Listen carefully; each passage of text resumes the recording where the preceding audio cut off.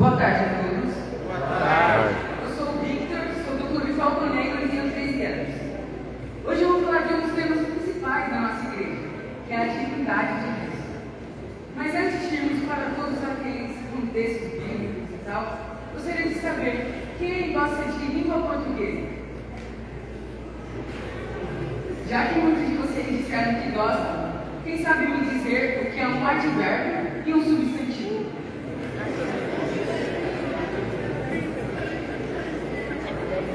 Por mais que pareçam ser duas coisas muito difíceis, elas são bem fáceis. Um advérbio, por exemplo, é tudo aquilo que caracteriza o verbo. Trouxe um exemplo aqui para que ficasse mais claro. Vou dormir cedo. O advérbio dessa frase é o cedo caracterizando o verbo dormir. Bem fácil, né? E substantivo é mais fácil ainda, porque é tudo aquilo que nomeia as coisas. Por exemplo, isso é um microfone, isso é uma Bíblia. Bem fácil, né? E se eu disser que um advérbio ele pode virar um substantivo? Esse processo ele é conhecido como substantivação.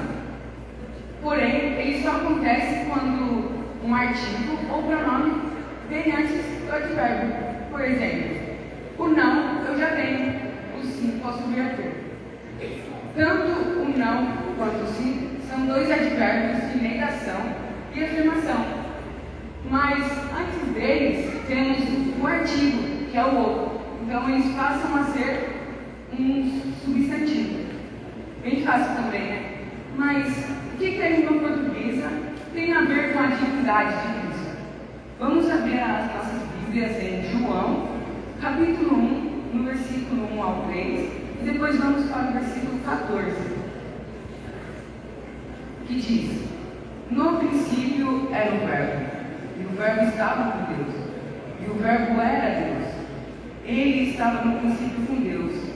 Todas as coisas foram feitas por intermédio dele, e sem ele nada do que foi feito se fez.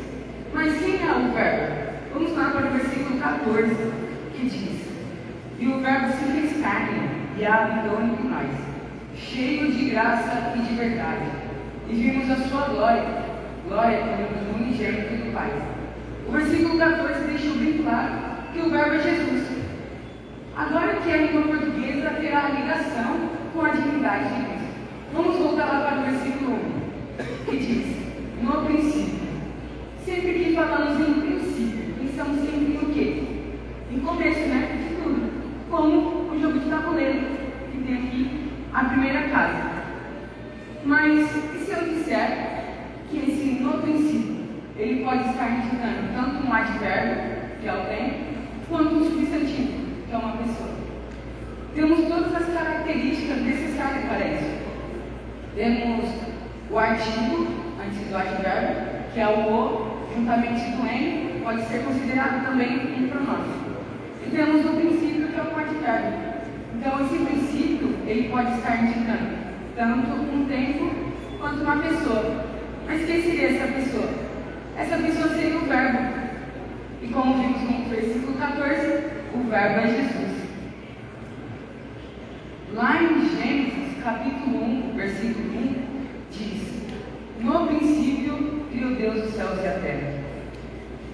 Está vendo que o no princípio ele já aparece desde a criação? Se trocássemos a palavra no princípio por Jesus, como que ficaria essa frase? Em Jesus criou Deus os céus e a terra.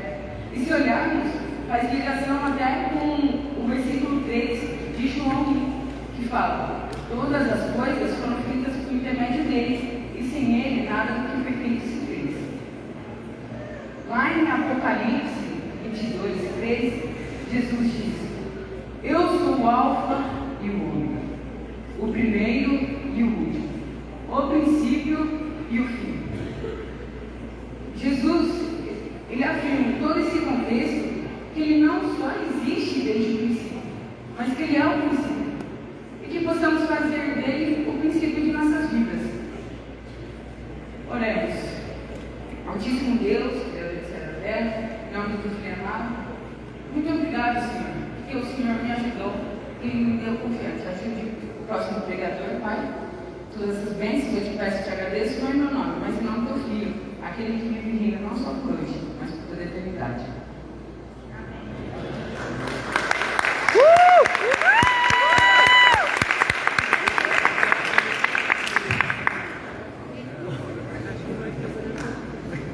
Desculpa, mas eu vi o jurado sorrindo. Deus te abençoe. São tantas técnicas diferentes, né? O que você achou, Matheus? Que vai ser difícil. A gente sabe que vai ser difícil. Mas Será que dá pra agora, soltar? é com muita alegria que a gente convida aqui à frente, acompanhado pelo seu regional e um dos seus diretores do Clube Magnus, da 8ª região, o Renato Nogaroli. Deixa eu apertar aqui.